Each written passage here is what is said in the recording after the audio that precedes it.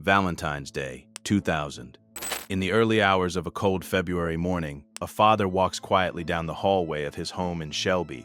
The storm that had swept through the area hours earlier had finally settled, leaving behind a heavy silence. The power, which had gone out during the night, had returned just after midnight. The house feels calm again, warm, familiar, safe. He pauses outside his children's bedroom and gently pushes the door open. Inside, his son and 9-year-old daughter lie in their beds. The room is dim, peaceful. He takes a moment to look at them, reassured by the steady rhythm of their breathing. Everything appears normal.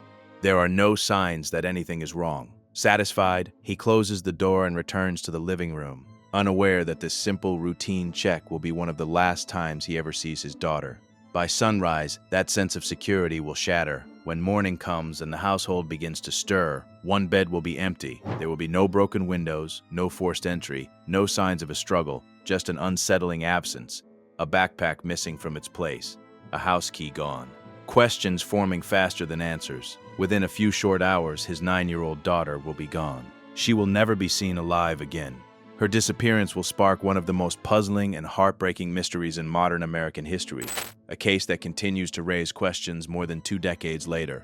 Investigators, volunteers, and family members will search tirelessly for clues, retracing steps in the dark and examining every possibility. But on that quiet Valentine's morning, none of that has happened yet. All that exists is a silent hallway, an empty bed, and the beginning of a nightmare that no parent could ever imagine. This is the story of Asha Degree. Asha was born on August 5, 1990, to Harold and Aquila Degree. She was the second child in a tight-knit, deeply religious family. The Degrees lived at 3404 Oakcrest Drive, in a modest neighborhood where relatives were only steps away. Asha's aunt and grandmother lived on the same street, creating a strong sense of family and security. Faith played a central role in Asha's upbringing. Every Sunday, she attended services at Macedonia Missionary Baptist Church alongside her parents and older brother O'Brien. She loved church, the singing, the community, and the routine of it all. By all accounts, Asha was a thoughtful and responsible child. Teachers described her as bright and eager to learn. She maintained near-perfect attendance and especially enjoyed science and mathematics. Her curiosity stood out, as did her creativity. One day, she dreamed of becoming an illustrator. She was also passionate about basketball. Though naturally shy, she thrived on the court. The sport gave her confidence and purpose. No one who knew Asha believed she was unhappy. She followed rules, respected her parents, and had a stable home life. That is what made what happened next so confounding. On February 12, 2000, Asha played in her team's first basketball game of the season. It mattered to her deeply, but the game ended in defeat. During play, she fouled out, a mistake that weighed heavily on her. Sensitive and self-critical, Asha blamed herself for the loss. Her parents tried to reassure her, but the disappointment lingered.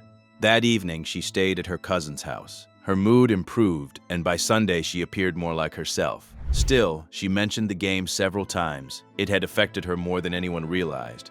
2 days later, February 14th, marked her parents' wedding anniversary. A powerful storm swept through the area that evening. High winds and heavy rain caused a nearby car accident and knocked out power to the Degree home. The electricity returned shortly after midnight. Harold Degree stayed awake watching television while the rest of the household slept.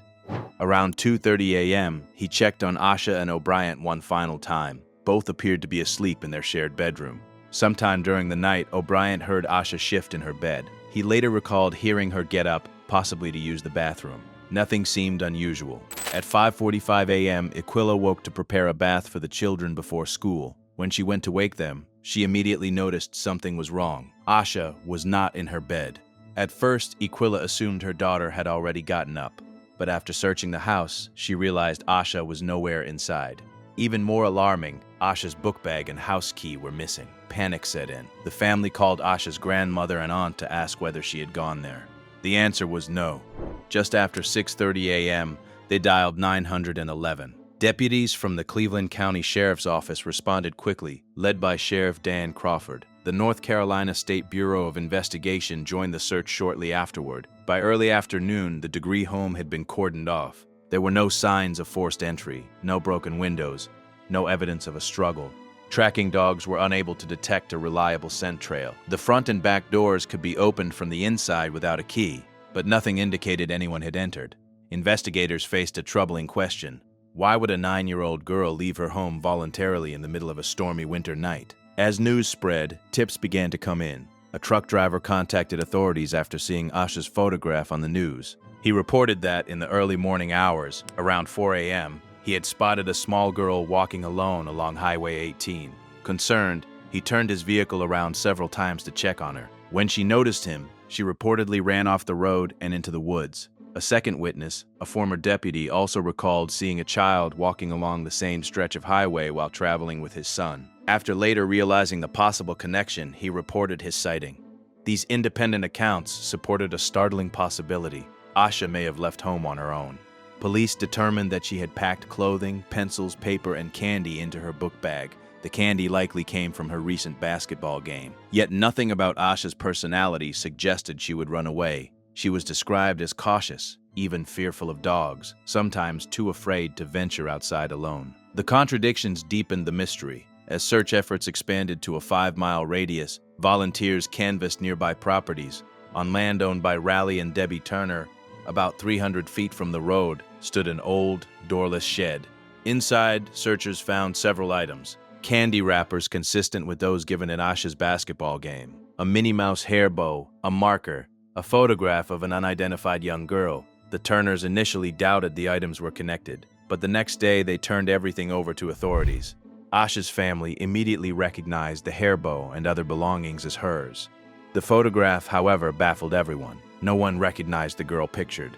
Not family, not teachers, not classmates. The shed was located roughly 20 minutes from Asha's home. Had she walked that far in the dark and rain? On February 20th, after approximately 9,000 man-hours of searching, the official ground search was suspended. Authorities believed she was no longer in the immediate area. In March 2000, Asha's parents voluntarily underwent polygraph examinations to eliminate suspicion. They passed. The family pooled resources and raised additional funds from the community to offer a $5,000 reward for information. A billboard was erected near the highway where she had last been seen, pleading for answers. Investigators re-interviewed Asha's brother and friends, bringing in child interview specialist Kimberly Poyer. One detail emerged. Days before her disappearance, Asha had shown friends some money she was carrying. Its source was never confirmed, and whether she still had it remains unknown. Then came a shocking twist. In the summer of 2000, a man named Baron Ramsey claimed he had accidentally struck Asha with his vehicle during a drug transaction along Highway 18. He alleged that he and another man disposed of her body in Moss Lake. Authorities searched the lake twice. Nothing was found. No physical evidence supported his claim. Investigators concluded Ramsey fabricated the story in hopes of receiving leniency in an unrelated armed robbery case. The confession collapsed, leaving the case no closer to resolution. Nearly 18 months later, on August 2, 2001, a contractor named Terry Fleming made a chilling discovery while digging along Highway 18. Buried in the ground was a black plastic bag. Inside it was a beige and black book bag bearing Asha's name and phone number. The bag had been double wrapped and buried deliberately, suggesting concealment rather than accidental loss. Sheriff Crawford later stated that 90 to 99% of the contents belonged to Asha. Reportedly inside were clothing items, a pencil case, and papers. Authorities have never publicly disclosed the full inventory. Cadaver dogs alerted to nearby areas, but no remains were found. The discovery confirmed one devastating truth. Someone had handled Asha's belongings long after she disappeared. Over the years, several individuals were investigated and later ruled out. Two brothers with violent criminal histories, Danny Ray Johnson and Herbert Johnson, drew attention due to prior assaults. Herbert, a convicted rapist and self-confessed murderer, lived in the area at the time. Both provided DNA samples. Eventually, authorities announced they were not considered suspects. In 2015, investigators examined a possible link to Donald Ferguson, who had been convicted in the murder of 7-year-old Shalonda Poole in Greensboro. Though similarities existed between the crimes, no official connection to Asha's case has been established. That same year, the FBI formally joined the investigation. In 2016, a new tip suggested Asha may have been seen entering a dark green 1970s Lincoln Continental Mark IV, or a similar vehicle. In 2017, the FBI deployed its Child Abduction Rapid Deployment Team to assist local authorities. Even decades later, the case remains active. On the 20th anniversary of Asha's disappearance, investigators disclosed additional items found in her buried book bag: a library copy of McElligot's Pool by Dr. Seuss and a New Kids on the Block t-shirt. The book had been checked out from her school, Falston Elementary. Authorities believe these items were likely not originally hers. Why were they in her bag? Who placed them there? One suggests Asha was inspired by a book she had been reading in class, The Whipping Boy, a story about two boys who run away at night seeking adventure before eventually returning home. Could imagination have propelled her into the darkness? Another theory centers on emotional distress from the basketball game. Though it seems minor to adults, children often experience disappointment intensely. A darker possibility is grooming, that someone gained her trust and lured her from home under false pretenses. The unidentified photograph found in the shed remains one of the case's most haunting clues. No theory has been proven.